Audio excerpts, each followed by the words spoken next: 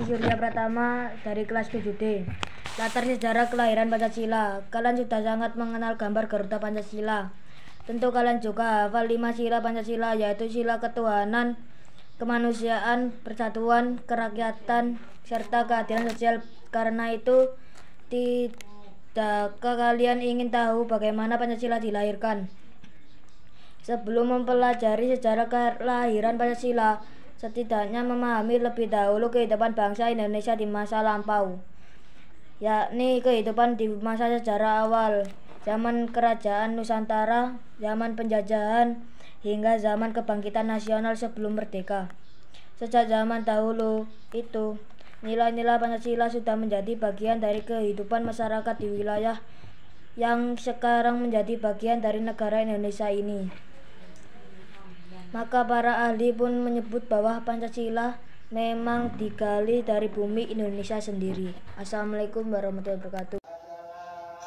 Masa sejarah awal. Beberapa peninggalan purba menunjukkan bahwa nilai-nilai Pancasila sudah ada sejak dahulu.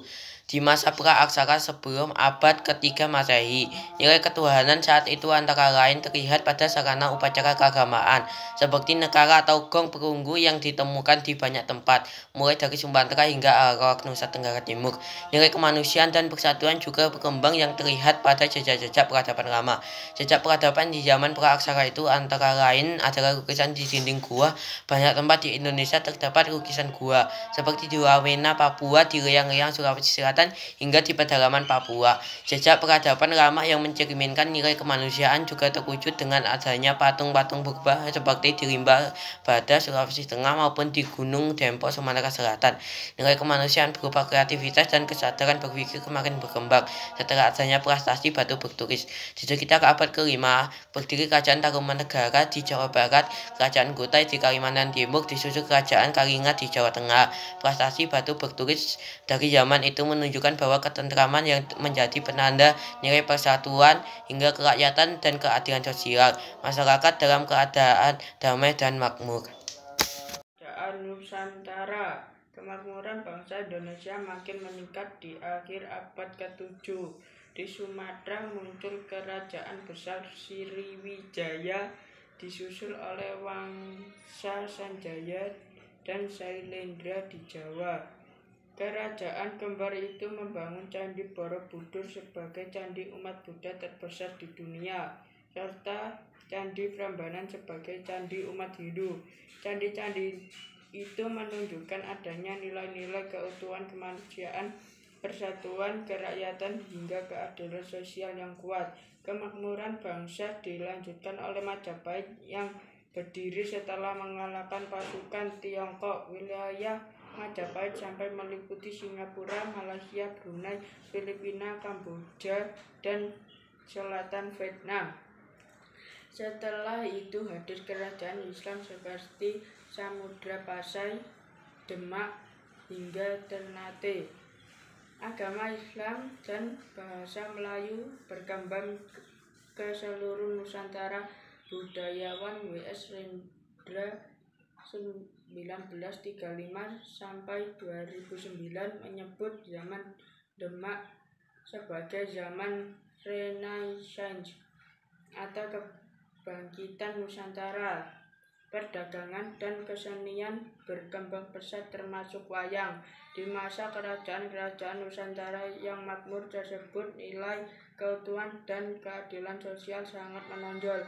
3 nilai lain Pancasila yakni kemanusiaan, persatuan, dan kerakyatan juga berkembang baik. Jalan makmurnya negeri ini mengundang orang asing datang dari Tiongkok, India, Arab, lalu Eropa. Mula-mula mereka semua berdagang, namun bangsa-bangsa Eropa kemudian mulai menjajah Nusantara. Hal itu dilakukan oleh bangsa Portugis, Spanyol, Inggris, dan akhirnya Belanda yang menjajah selama sekitar 350 tahun. Di Sumatera terjadi perlawanan oleh Sultan Iskandar Muda, Sultan Badaruddin, Singamaraja, Imam Bonjol, dan Perang Padari 1803 sampai 1837. Bentuknya tim dalam Perang Aceh 1873 sampai 1904. Di Jawa terjadi Perang Diponegoro 1825 sampai 1830, Patipura di Maluku, Jelantih di Bali, juga Pangeran Antasari di Kalimantan juga mengangkat senjata. Perkenalkan, nama saya Tegar Rasa Putra, kelas 7D. Masa kebangkitan nasional memasuki ke abad 20, upaya melewati penjajahan tidak lagi dengan perang, melainkan lewat gerakan politik. Budi utama yang diprakarsai Wahidin Sudirohusodo berdiri pada tanggal 20 Mei 1908, disusul oleh Masyarakat Islam pimpinan Cokroaminoto, lalu Muhammadiyah pimpinan Ahmad Dahlan, dan Nahdlatul Ulama pimpinan Hasyim Asy'ari. Goven Doker, Cipto Mangunkusumo, dan Ki Hajar Dewantara Muda yang diperkirakan Ichikan Parcik diasingkan ke Belanda. Pulang ke tanah air, Dewantara mendirikan Tanah Siswa, Abdul Mais, Mira Rusli, dan para penulis balai pustaka, berjuang melalui karya serta menyadarkan masyarakat agar terus berjuang untuk merdeka.